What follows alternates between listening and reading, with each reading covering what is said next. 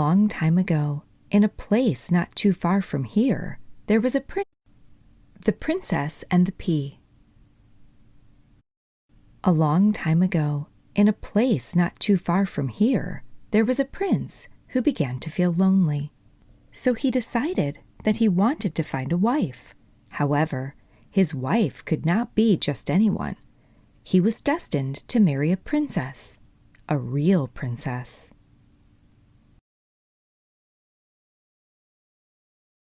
The prince searched all around the world, and though he found many who claimed to be princesses, he never felt convinced. Something was always not quite right, so he returned home without a wife. One evening, after the prince had returned, there was a terrible storm. Shockingly, in the midst of this horrible storm, there was a knock at the door. The king went to see who would dare travel in this awful weather. To everyone's surprise, it was a princess. She was beautiful, but she did not look like a princess.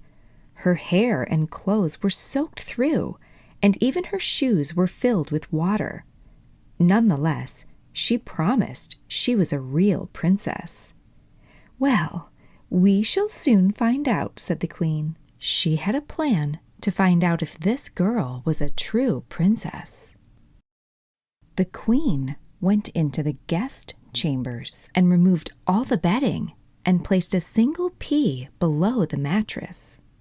She then placed 20 more mattresses on top of the pea and 20 feather beds on top of the mattresses. It looked quite comfortable, although it made the bed 20 feet high.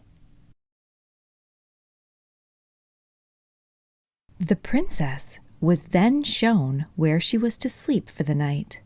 Upon seeing the bed, she was a little taken aback, but she carefully climbed up the mattresses and settled in for the night. The next morning, the queen was quite eager to ask the princess how she had slept. But before the queen could even finish asking the question, the young princess interrupted her. "Oh, horribly!" she cried out. "I hate to complain after you made such an effort to make me comfortable, but I hardly closed my eyes. Goodness knows what was in that bed, but there was something round and hard that bothered me all night." The princess had passed the test. The queen confirmed that she was indeed a real princess. Only a true princess would be so sensitive. The prince was overjoyed to finally find his princess. He wanted to marry her at once. The princess had other ideas. She chose to get to know the prince first, which she did. In good time, the two fell in love and were married and lived happily ever after. And the pea was placed in the gallery of miraculous things and can still be seen to this day. The end.